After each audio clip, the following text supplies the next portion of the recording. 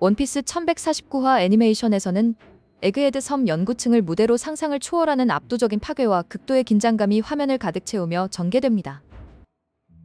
밀짚모자 1단과 그들의 동맹들은 에그헤드 탈출을 위해 필사적으로 연구층 중심부를 향해 전력으로 질주하기 시작합니다.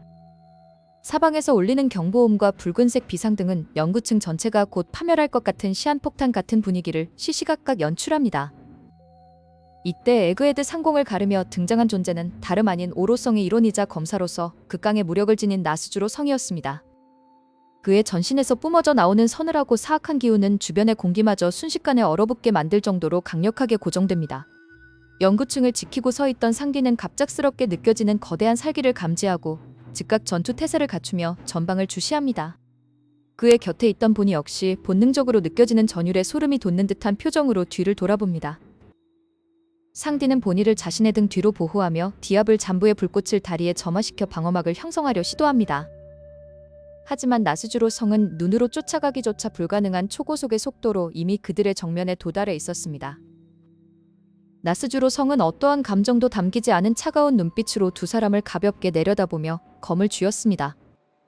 별다른 동작도 없이 그저 손목을 가볍게 휘두르는 것만으로도 두 사람을 밀쳐내는 엄청난 충격파가 무자비하게 발생합니다. 상대의 디아블 잠부 불꽃은 나스주로 성의 가벼운 칼바람 한 번에 허무하게 힘을 잃고 공중에서 꺼져버립니다. 강력한 충격파를 정면으로 얻어맞은 상디와 본인은 중심을 잃고 그대로 뒤로 멀리 날아가 바닥을 뒹굽니다. 상디는 신음하며 신속하게 중심을 잡고 일어서려 하지만 온몸을 엄습하는 강렬한 타격감의 인상을 크게 찌푸립니다. 두 강자를 단 한 번의 사소한 움직임으로 배제한 나스주로 성은 애초에 그들을 목표로 삼지도 않은 듯 했습니다. 그의 진짜 목표는 바로 베가펑크의 두뇌이자 에그헤드 섬의 핵심 데이터베이스인 거대한 펑크 레코드였습니다. 나스주로 성은 두 손으로 검을 단단히 고쳐쥐고 대지를 딛는 다리에 기괴할 정도의 무거운 힘을 가하기 시작합니다. 검신을 따라 흐르는 욕이 섞인 검은 검기는 기괴한 번개 형상을 띠며 사방으로 뻗어나가 구조물들을 파괴합니다.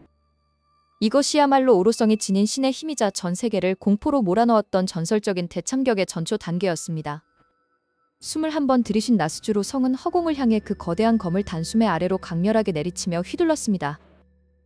그 순간 검 끝에서 발산된 거대하고 하얀 참격의 물결은 하늘과 대지를 동시에 가르며 직진으로 뻗어나갑니다.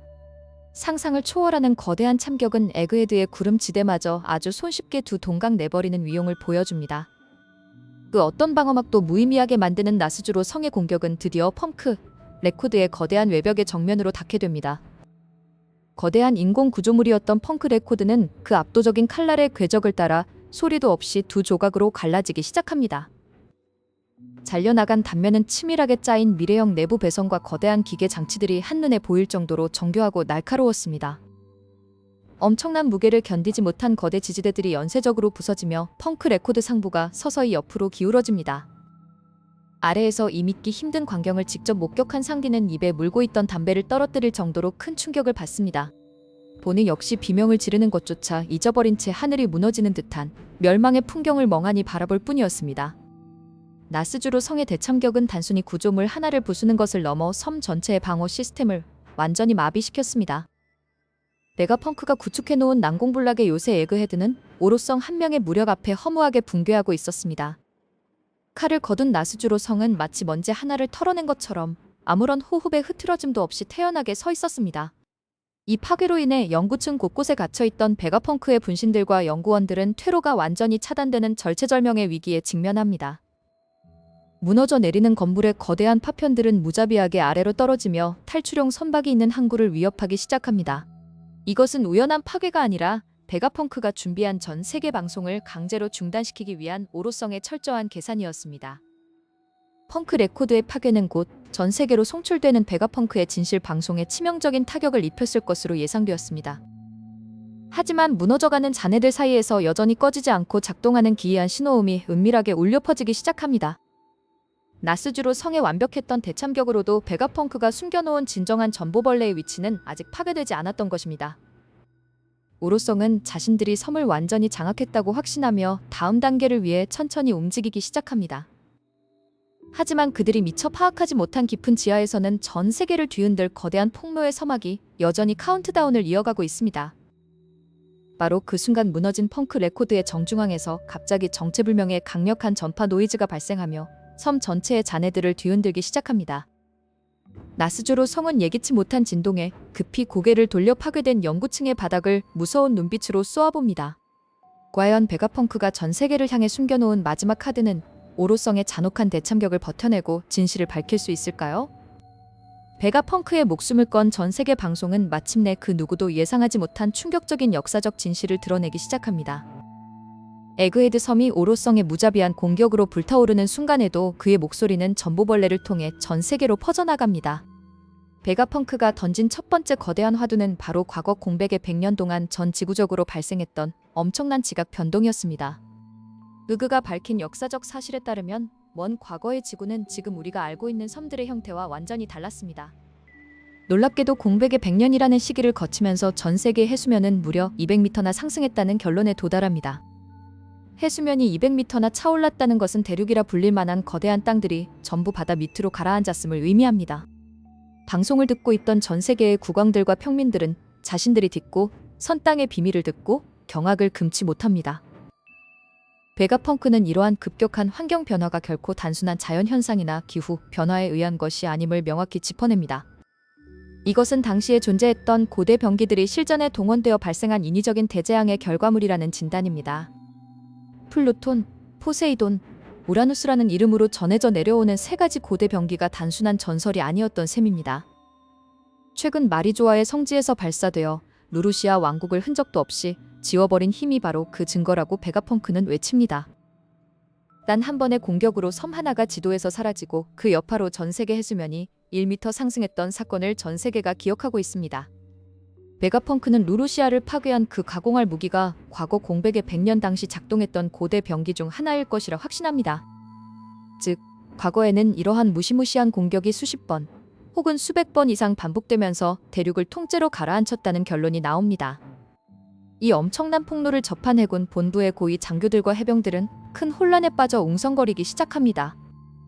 세계 정부가 철저하게 숨겨왔던 진실이 가장 신뢰받던 과학자의 입을 통해 백일화에 드러나는 순간이기 때문입니다.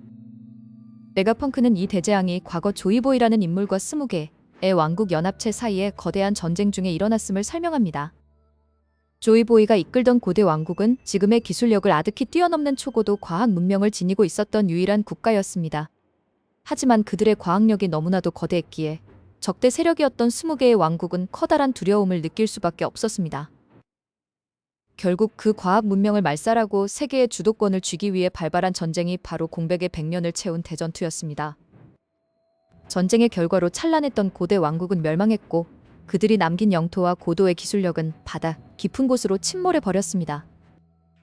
베가펑크는 현재 전 세계 사람들이 살아가고 있는 수많은 섬들이 과거 대륙의 가장 높은 산봉우리들이라는 점을 덧붙입니다. 즉, 인류는 과거 찬란했던 문명의 잔해이자 높은 산 꼭대기에 매달려 아슬아슬하게 살아가고 있었던 셈입니다. 더욱 충격적인 부분은 고대 병기를 가동하는 데 필요한 영구적인 에너지원인 마더 플레임의 존재에 대한 고백입니다.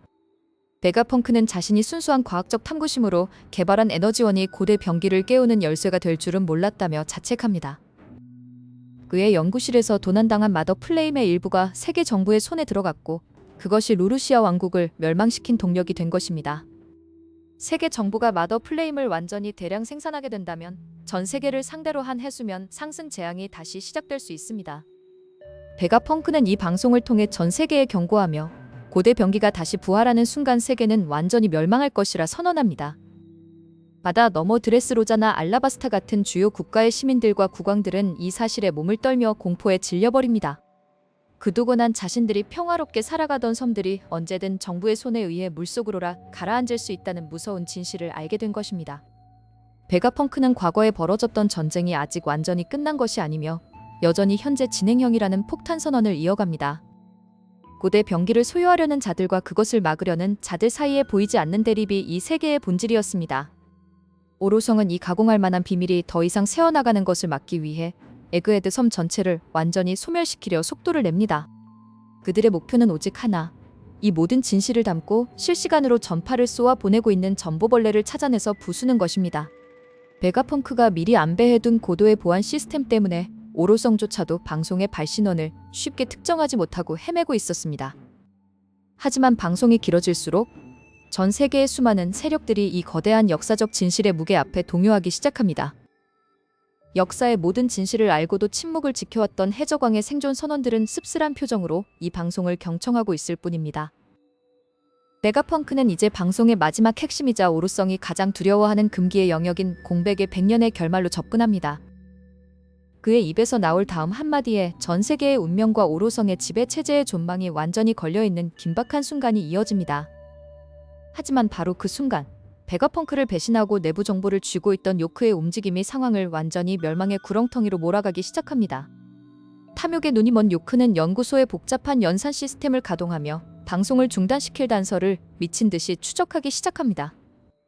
그녀는 베가펑크 본체가 숨겨놓은 숨겨진 네트워크 신호의 발신지를 찾아내기 위해 실시간으로 로그 데이터를 분석합니다. 수많은 실패 메시지 사이로 마침내 화면의 거대한 신호의 근원지가 붉은 점으로 깜빡이며 정체를 드러내기 시작합니다.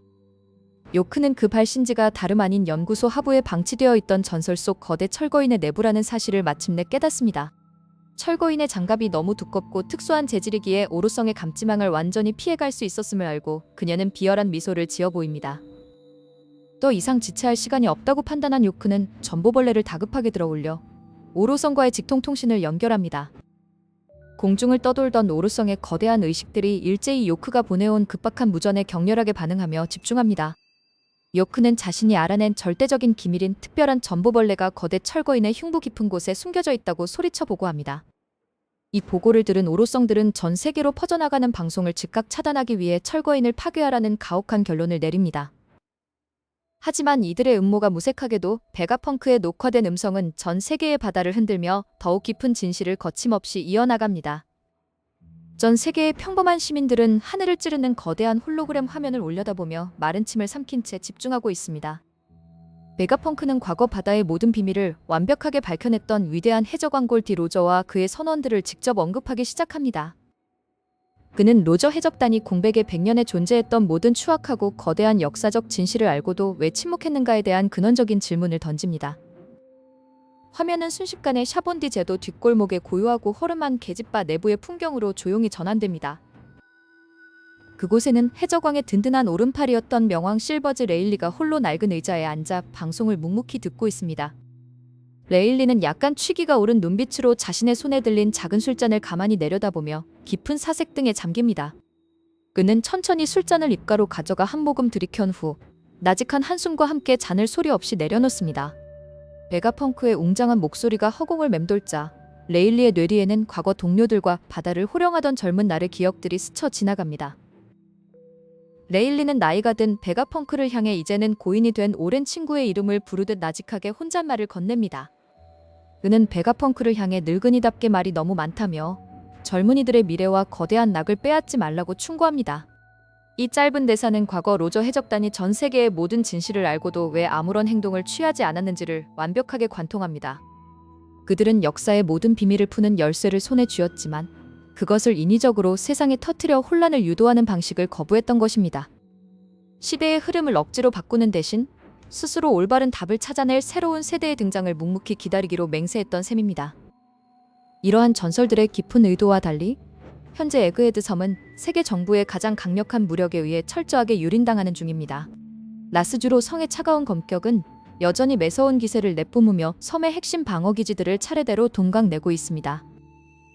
밀짚모자 일당은 이 무시무시한 괴물들의 추격을 따돌리고 무사히 사니오를 바다로 출항시켜야 하는 사명을 짊어지고 있습니다. 루피는 동료들을 안전하게 대피시키기 위해 자신의 모든 힘을 쥐어짜내어 전방의 거대한 위협에 맞서고 있습니다. 이번 1149화 애니메이션은 원피스 전체 세계관의 근간을 뒤흔드는 폭로와 역동적인 전투를 완벽한 퀄리티로 시각화해냈습니다. 베가펑크가 던진 고대병기와 해수면, 상승의 진실은 앞으로 다가올 거대한 전쟁의 명분이 어디에 있는지를 명확히 보여줍니다. 과거의 영웅들이 침묵으로 지켜온 그 보물은 이제 루피와 같은 새로운 시대의 개척자들에 의해 완전히 재정이 될 준비를 마쳤습니다. 요크의 결정적인 밀고로 인해 전보벌레의 위치가 발각된 이상 오로성의 무자비한 집중 공격은 거대 철거인에게 쏟아질 수밖에 없습니다. 이것은 단순히 방송의 중단을 의미하는 것을 넘어 고대 과학기술의 정점과 현재 최강 무력의 정면 충돌을 의미하는 신호탄입니다. 하지만 전 세계로 퍼진 목소리는 이미 되돌릴 수 없는 거대한 생각의 파도를 무수히 많은 사람들의 마음속에 심어두었습니다. 이제 바다의 생존자들은 세계 정부가 숨겨온 잔혹한 기만을 깨닫고 스스로 생존과 자유를 위한 선택을 내려야만 합니다. 레일리가 보여준 깊은 신뢰처럼 이 역사의 소용돌이를 수습하고 올바른 결말을 이끌어낼 주체는 결국 살아 움직이는 미래의 세대들입니다. 에그헤드 에피소드는 단순한 탈출극을 넘어 원피스라는 대서사시의 모든 떡밥들이 하나로 융합되는 완벽한 분기점이 되었습니다. 베가펑크의 죽음과 그가 남긴 위대한 유산은 전 세계의 지형을 뒤흔들며 새로운 시대로 나아가는 문을 마침내 활짝 열어젖혔습니다. 숨겨진 100년의 진실을 마주한 세상은 더 이상 이전과 같은 거짓된 평화 속으로 결코 돌아갈 수 없을 것입니다. 우리는 역사가 다시 쓰이는 바로 그 격동의 순간을 이번 에피소드를 통해 가장 완벽하고 생생하게 목격할 수 있었습니다. 조만간 도래할 자유의 새벽을 향해 힘차게 나아가는 밀짚모자 일당의 장엄한 여정을 끝까지 기대하며 이번 정밀 분석을 기분 좋게 마무리합니다.